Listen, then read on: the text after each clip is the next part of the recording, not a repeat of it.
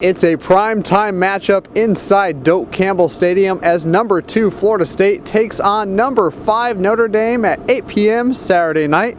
Welcome to your official Florida State game preview, sponsored by shop.seminoles.com. I'm Lane Hurt.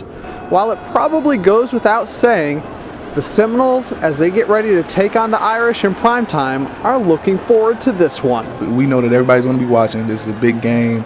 And we just want to go out there and show the world that we deserve to be where we need to be. We're on a mission, We're definitely trying to, prove ourselves and, just show, the reason, we've won 22 straight games. And, I'm just ready to go out there and compete. I'm ready to finish up this week practice and get this preparation up under me so we can go out there and, show the world what we have to offer.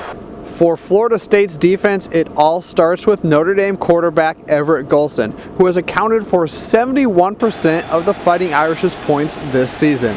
He's another mobile quarterback, so discipline is key when it comes to trying to stop Golson as he gets out of the pocket. We've just been pounded in our head that, you have to do your job.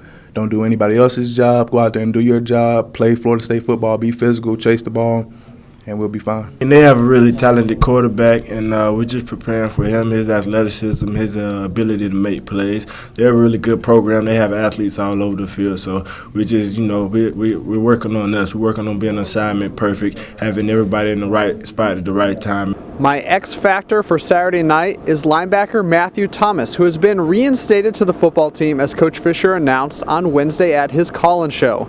This is Thomas's first action in more than a year, and what he can bring to the defense or even special teams could be critical for the Noles. Florida State has won 7 straight games against AP top 25 teams.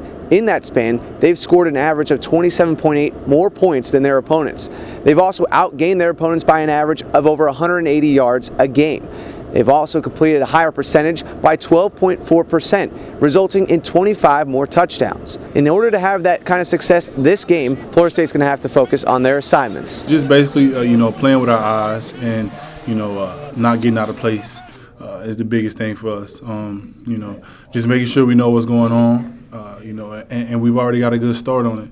So just making sure we're locked in on what we have to be focused on and, focus on the little things, little keys that, what they do when they're doing certain things or certain blitzes. So, just going out there and just being prepared, like I said, it goes back to what I just said. Just being prepared is the biggest key. My X factor this week is Jameis Winston. He has to eliminate the clutter. He stepped up big when the lights turned on and the nation's watching. Look back to last year. A big performance against Pittsburgh, a record-breaking performance against Clemson, and when the Florida State Seminoles' backs were against the wall, Winston stepped up in the national championship. He's now coming off one of his best games ever, completing 83.3% of his passes, which is the highest ever in Florida State history when completing 30 or more passes in a game. That guy's a competitive, human. He works his tail off every day. I don't think it has anything to do with what's going on outside of that practice field, outside of these facilities. He just, a hardworking guy, and that's my brother, and I love him. And, I see what he does every day. So I can honestly say, it's the work he put in every day that makes, the result look like that on Saturday. It's the Noles and the Irish in prime time Saturday night, and of course Seminoles.com has everything you need before, during, and after the game with video interviews, highlights, and of course new senior writer Tim Linefeld's recap and analysis. That'll wrap up things for now. We hope to see you in Doak Campbell Stadium on Saturday nights.